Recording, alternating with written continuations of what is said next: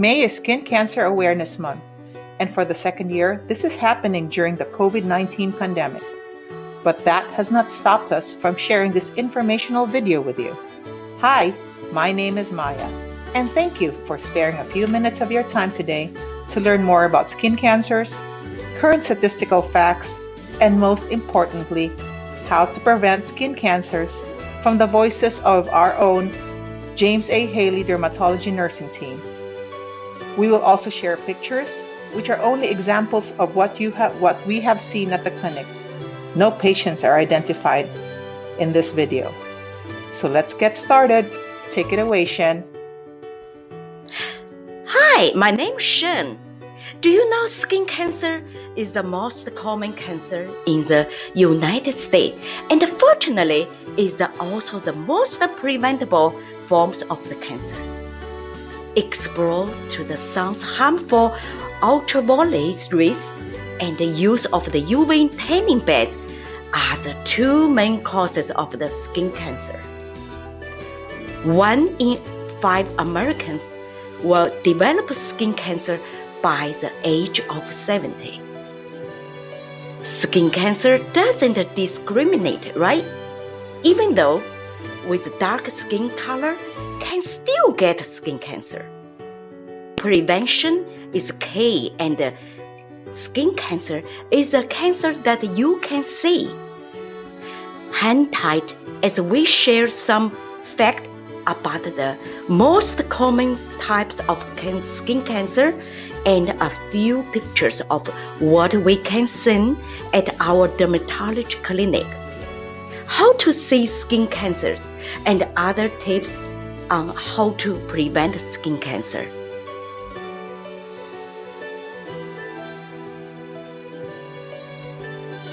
Actinic keratosis, a common precancer. Actinic keratosis, also known as AKs, is the most common precancer that forms on skin damaged by chronic exposure to ultraviolet rays from the sun and/or indoor tanning. Solar keratosis is another name for this condition. AKs result from a long-term exposure to ultraviolet radiation. This means if you already have an AK, you are likely to develop a more chronic actinic keratosis in the future. This puts you at higher risk for skin cancer, since AKs can develop into squamous cell carcinomas, a common and sometimes invasive form of the disease. What do AK look like? AKs often appear as small, dry, scaly, or crusty patches of skin.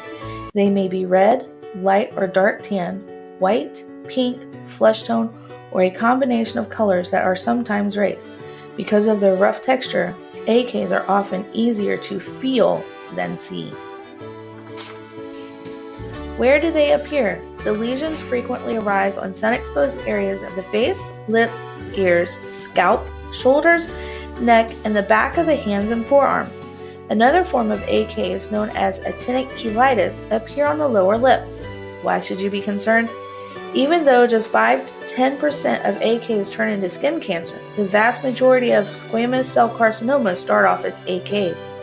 That's why it's best to play it safe and see your dermatologist if you think you have an AK.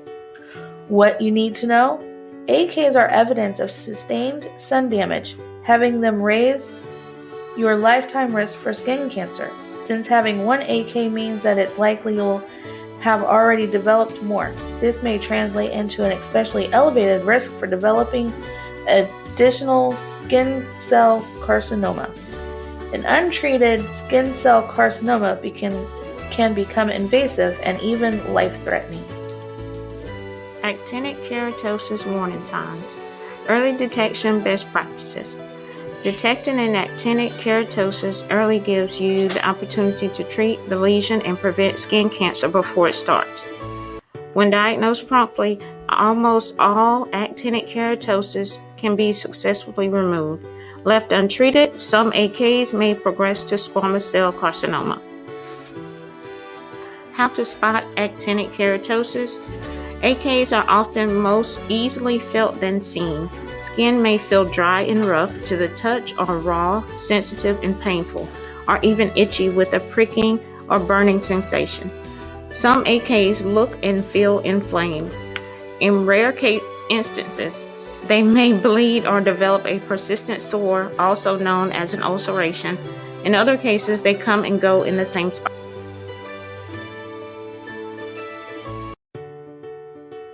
Hey, did you know that basal cell carcinomas, also known as BCC, is the most common form of skin cancer, with more than 3 million people diagnosed in the U.S. yearly? Because basal cells are slow growing, most are curable and cause minimal damage when treated early. BCC most often occurs when the DNA is damaged from exposure to UV radiation, either from the sun or indoor tanning. This triggers changes in basal cells in the outermost layer of the skin, called the epidermis, resulting in uncontrolled growth. They can look like open sores, red patches, pink growths, shiny bumps, scars, or growths with slightly elevated, rolled edges, and/or a central indentation. At times, basal cells may ooze, crust, itch, or bleed. Here's a picture of an open sore that doesn't heal. This is a shiny bump or nodule. Or sometimes it's just a reddish patch.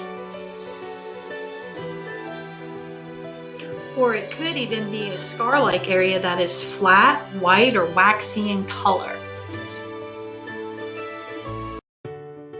And here's a small pink growth with a slightly raised, rolled edge and crusted indentation in the center. When detected early, most basal cell carcinomas can be treated and cured. Prompt treatment is vital because as the tumor grows, it becomes more dangerous and potentially disfiguring, requiring more extensive treatment. Certain rare, aggressive forms can be fatal if not treated promptly. If you've been diagnosed with a small or early basal cell, a number of effective treatments can usually be performed on an outpatient basis using only a local anesthetic with minimal pain.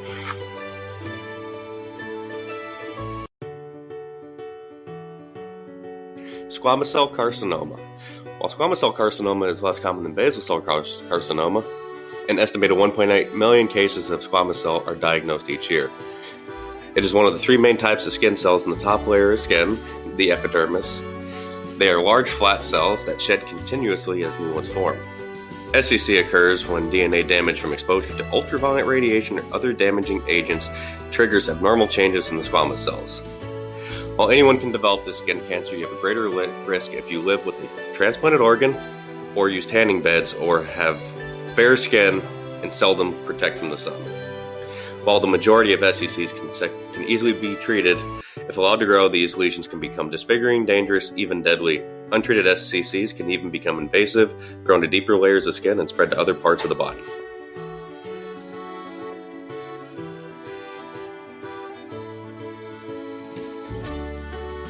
Melanoma is a type of skin cancer that develops when melanocytes start to grow out of control. A melanocyte is a cell that gives skin its color. Melanoma is the most dangerous because it is much more likely to spread to other parts of the body. Risk factors include sunlight, aka UV light, tanning beds, and sun lamps. Moles, many atypical, fair-skinned, freckling, light-haired. Family history of melanoma. Risk is higher if one of you or your first-degree relatives has had melanoma. A personal history, weakened immune system. Is COVID causing melanoma? Being older, male. How many of you guys are out there?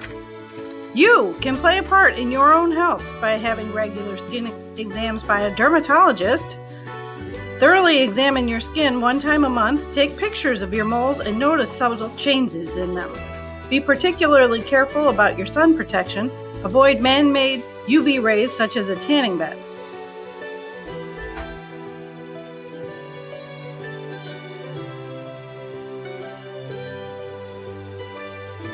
Hey, Debbie, that was a lot of information about skin cancer.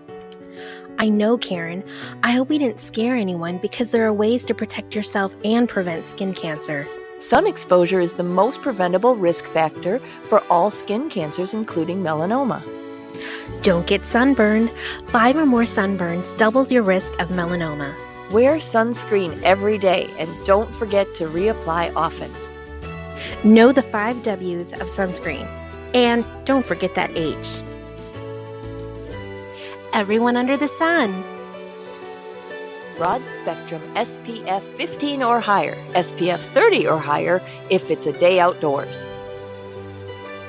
All exposed skin.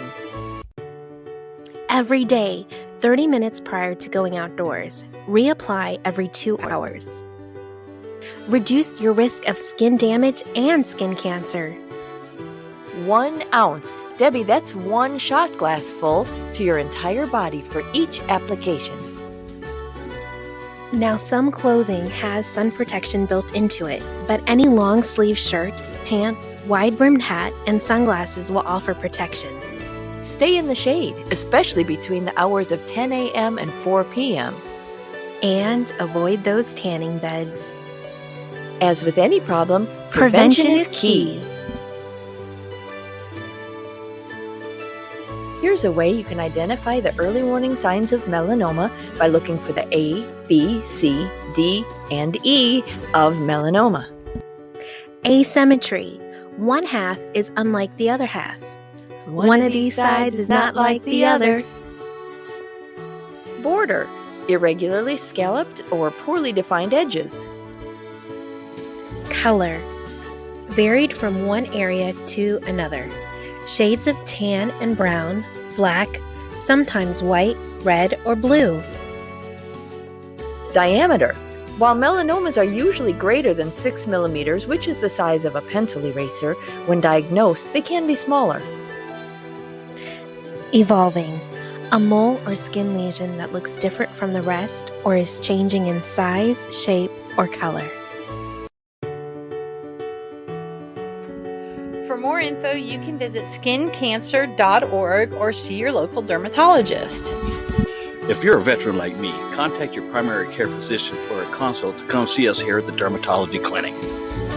Thanks for watching, and as a reminder, skin cancer is a cancer you can see. Stay protected.